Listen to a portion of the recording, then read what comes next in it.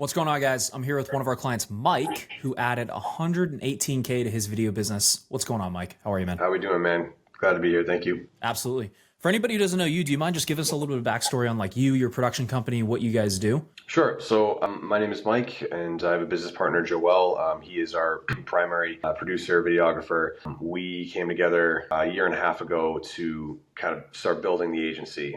My background is in design, so any still production is me. Any video production is him. We have a small team. We have a team of like 3 or 4 shooters, editors that that we can delegate to, and one a marketing intern that kind of takes some of the load off of myself. And we've been going for just over a year and a half or so, and it's like since starting the business. Yeah. Dude, I wish I hit 100K my first year. It's crazy. He has Joel has an awesome portfolio.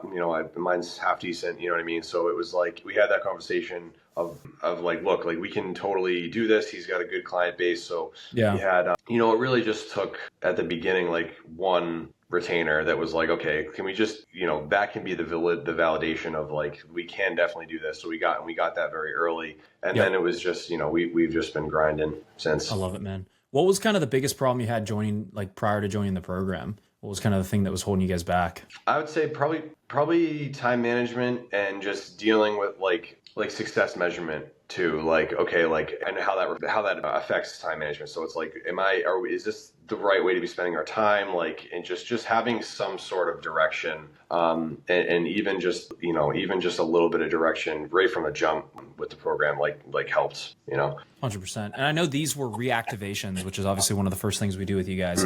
We still need to get into like new business, new things. So like, I think for anybody watching this too, like there is a lot of money in doing reactivations and adding, 118K, right? It's like, there's a lot of money there before we even get started with cold traffic or new people coming into the ecosystem. But I guess was there anything besides the reactivation that you felt like was particularly helpful within the program that's kind of helped you guys going forward as we're continuing through here? Well, we definitely are the type of people that like having a dialogue with you guys. So, we had that, or just with anybody, we didn't want to do this if we weren't going to have, contact with you guys. So I think being able to chat with Ethan every week, and I think definitely hopping on the sales calls, and truth be told, it took me, a couple months to even do that, just for sheer, ignorance, I guess, you know what I mean? But, finally, every day just being able to, like, if we had a sale in one week, and it was like there's always, everybody knows in this business, there's always some crazy nuance that you learn about. So being able to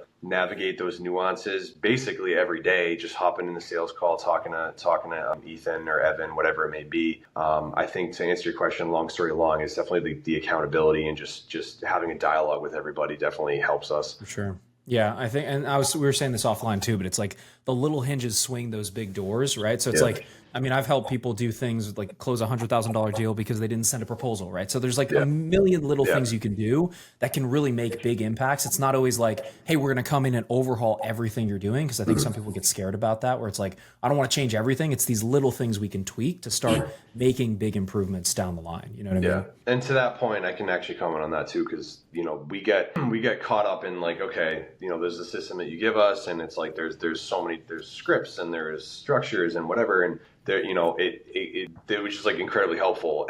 But like taking a step back and saying, dude, these are guidelines, and like what's helped us be successful so far is just allowing this to guide us. We don't necessarily have to just like stop everything we're doing and do this. It's just, and so that little. And a lot of times we don't want to do that because you guys already have something that's working. We just want to optimize it to make it even better, right? I think a lot of times we don't have to overhaul everything, right? So I guess like, is there any reason why maybe you chose, it might be a weird question, but like, is there any reason maybe you chose this program over maybe some of the other programs? Is it just, I was annoying you on Instagram for too long? Like anything specific that kind of caught your eye? We did a little bit of research. For us, it was the testimonies. I mean, that was like, that was like, okay, we looked at almost all of them that were on the page, and the two that stuck out, we still remember the two that stuck out to us were the gentleman in Maine, who like he blew up his business, and we were like, okay, well, 20 minutes from a major city. So if, and respectfully, if he can, you know, if he can add on, you know, nothing against him, but I mean, shoot, right? Like if you can, you know, we're in the Northeast as well. So it's like, if you can add that in Maine, then I mean, what, you know, sky's the limit for us for sure. And then the second one was the gentleman that founded the Coolers. I think he was Teddy. Yeah. Teddy's. He, I mean, he, that was just like, he literally came on the testimony and was like, yeah, I just researched you versus all your competitors and you guys were the best ones. And so I was like, okay, well, thank you for doing that, because that saves us some time. For sure. I appreciate that, dude. And I guess, like, is there any sort of thing you feel like do you feel like you'd be in a different, it might be a weird question, but like, do you feel like you might be in a different position if you hadn't made the jump and like joined, right? Because like, it is a scary thing. It's a big leap. It's investing in yourself. It's investing in your business. Like, where do you feel like you might have been if you hadn't maybe taken that jump and like taken the leap in the business? That's a good question. I think we would just be I don't want to say lack of direction, like we were all over the place, because it wasn't like that, but it was more like, okay, we need something, we need some sort of indicator that helps us, gives us a little bit of direction. Even if we don't follow that direction, we know it's there. And just it kind of broadens our perspective. So I don't know what we would have invested in. It would have been something. Maybe it would have been equipment or God knows what. But you know, we just needed some sort of like just perspective, and that helps. The perspective leads to guidance and then direction, and then it was like, okay, and then we look at the numbers and they're actually kind of good. So it's like, okay, like, you know, it's just I don't know where we would have been.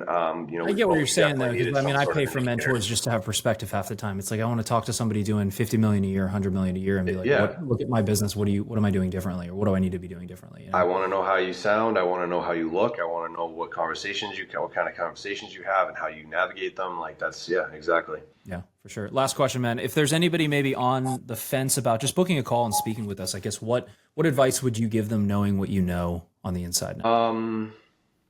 Just know your numbers. That's something that, like, man, it took me years to give a crap about that stuff. And I think not fun stuff. No, it's not, you know, but like one thing that's going to help anybody, and if I can say anything at all, is just understanding the business by the numbers. And so if you're going to hop on a call with these guys, it's just like, okay, who am I? We're going to ask for your numbers. Yeah. So you have to know. So that'll just help right away. And even if it kind of stuns you, because it's definitely like, okay, like how much did your business make? The first time you hear that, as you know, when you're starting out or whatever, like that might shock some people. And it didn't shock us, but it was more of like, it's not always fun to look at that if you're not crushing it all the time. It's like, ooh, I don't want to know that number. You know, it's like, sometimes it's not fun to look at, for sure. Yeah, but it's one of those things where acceptance is the first step. So it's denial. Like, dude, if you made $1,500 in 6 months, just write that down and just say that's my number, and it's got to get bigger or whatever. You know what I mean? So I started as a server making